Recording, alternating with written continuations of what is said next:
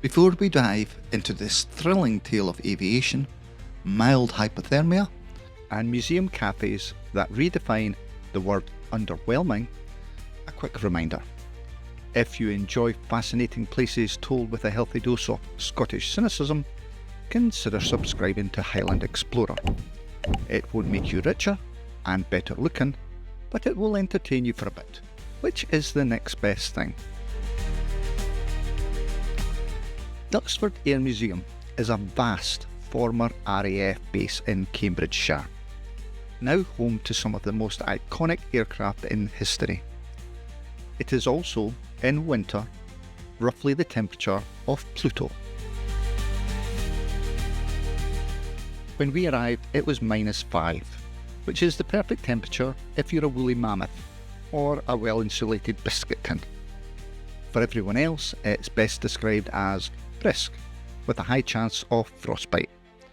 However, we came prepared, layers upon layers of clothing, a borderline desperate need to see planes, and the distant hope that the museum cafe would serve something comforting. It didn't, but more on that later. With limited time and an ever-growing need to escape the cold, we only managed to see a small fraction of what Duxford has to offer. Our journey took us through the Airspace, the cafe, the outdoor exhibits, the American Air Museum, the shop, and finally, a desperate dash to the car to switch on the heating. We started in the Airspace, which houses some of Britain's most significant aircraft.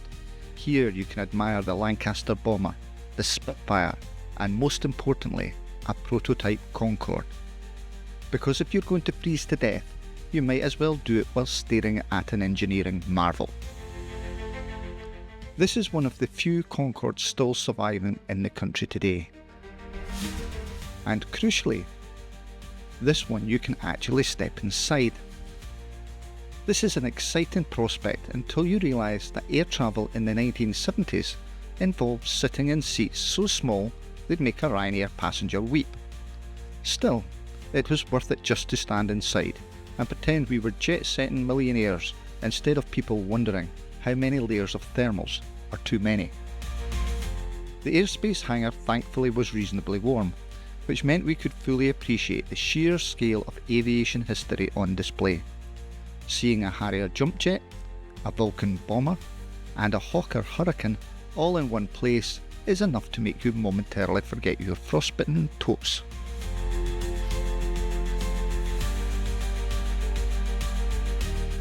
After the Airspace, we foolishly thought that warming up in the cafe would be a good idea. Surely, we thought, they will have something heartwarming and delicious to revive us.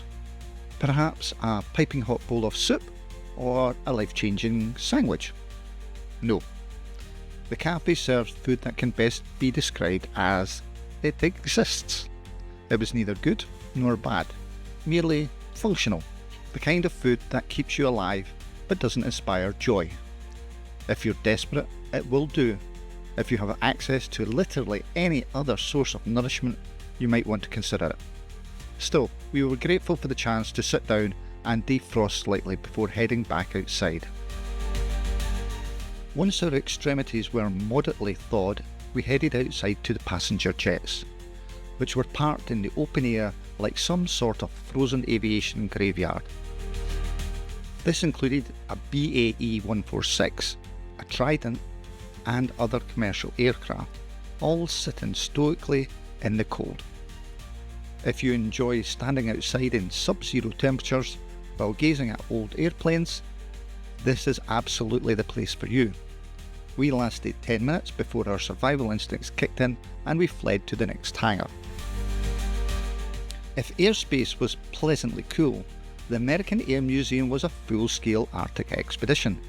Walking in felt like stepping in the set of a documentary on Antarctical survival.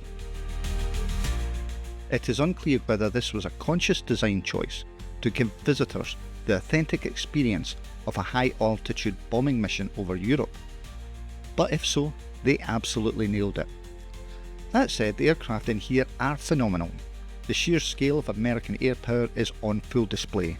From the B-52 Stratofortress, a plane so big it has its own postcode, to the A-10 Thunderbolt, a machine seemingly designed with the sole purpose of terrifying enemy tanks into submission.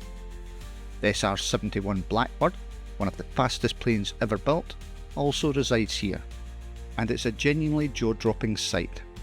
If you ever wanted to feel the crushing weight of your own inadequacy, stand next to an aircraft that can cross continents faster than you can decide what to watch on Netflix. Despite the temperature, we lingered in this hangar, marvelling at the sheer technological brilliance on display, until our fingers started to resemble icicles and we were forced to retreat. No museum visit is complete without a brief tour of the gift shop, where we considered buying every available souvenir purely as an additional layer of insulation. With our time running out and our ability to feel our toes fading fast, we made one final desperate push, the sprint back to the car.